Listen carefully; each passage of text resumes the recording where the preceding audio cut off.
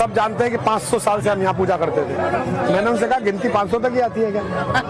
7,500 साल से कौन पूजा करते थे, जरा ये भी देख लो। बिल्कुल बिल्कुल सही कहा। और आपने करुणानिधि, जिनका नाम ही बिल्कुल, लेकिन आज कुछ रिपोर्ट्स आ रही हैं तमिलनाडु से, जहां कहा जा रहा है कि मंदिरों में पूजा भी स्थगित करने की कोशिश की गई है। ऐसा एक ट्वीट आया है निर्मला सीतारमण जी का कि वहां पुलिस डाल दी गई है कि कोई पूजा याचना ना हो आज और कल में वहां।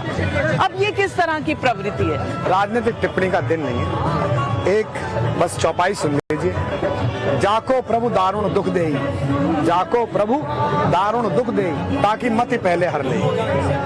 तो सवाल कई हैं, लेकिन निमंत्रण पाकर ना आना, एक तरह से राजनीतिक सवाल खड़े कर देना, ये पूछना कि मोदी प्राण प्रतिष्ठा क्यों कर रहे हैं, ये बीजेपी आरएसएस का इवेंट क्यों हो रहा है, इसके पीछे क्या इस देश के लोगों की मान्यताओं की कम समझ है या आपको लगता है कि ये भी कोई फॉर्मूला है? क्योंकि आप तो राजनीति में खुद रह चुके हैं, तो कोई फॉर्मूला है ऐसा? हम जब राजनीति में थे, इफ्तार पार्टी होती थी, आपने मेरे चित्र देखे होंगे, हम जाते थे। मेरे दोनों मित्र जो बचपन के थे वो टोपी लगाते थे। मैं कहता था कि मैं ऐसे ही हाथ जोड़ के प्रार्थना करूँ। मेरा कहना है कि मैं आपके यहाँ प्रार्थना में आया हूँ, और प्रार्थना करने का तरीका तो मेरा ही होगा ना।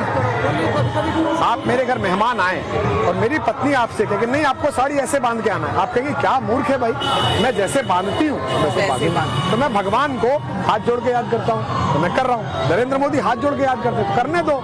तुम टोपी लगा के याद करते हो, बहुत अच्छा, उसका भी स्वागत है, उसमें भी हमारा सहयोग है। तो नरेंद्र मोदी प्राण प्रतिष्ठा करें, इस पर जो ऑब्जेक्शंस हैं, आपको क्या लगता है ये ऑब्जेक्शन सही हैं कि राजनेता हो, प्रधानमंत्री हो, तो सेक्युलर देश में उन्हें नहीं करना चाहिए? बातें नहीं, दो बातें अलग अलग हैं। एक तो पूज्य शंकराचार्य ने जो टिप्पणी की, जो भी उनके विरोध में टिप्पणी कर रहे हैं वो गलत बात है। पूज्य शंकराचार्य सनातन धर्म की पितामह पीठ है। मैंने अपने घर में अभी नया शैंडल लगवाया, बहुत बड़ा।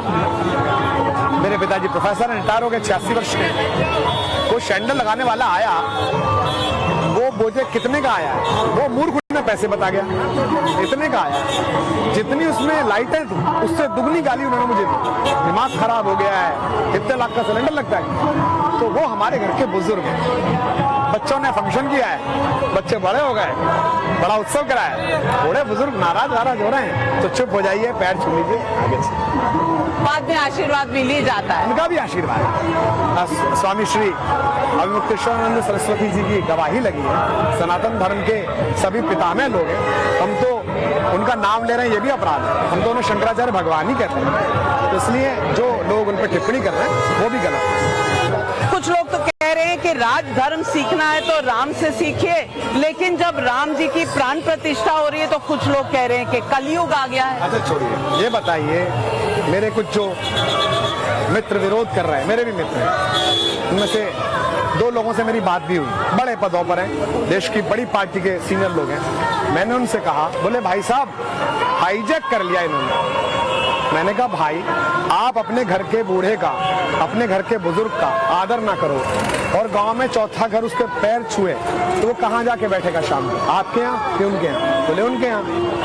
1932 में हरिजन में गांधी जी ने पहली बार राम राज्य पर लेख लिखा और कहा कि विश्व में अगर कोई शासन पद्धति सर्वश्रेष्ठ हो सकती है तो वो राम राज्य है। तो राम राज्य का कंसेप्ट किसने दिया?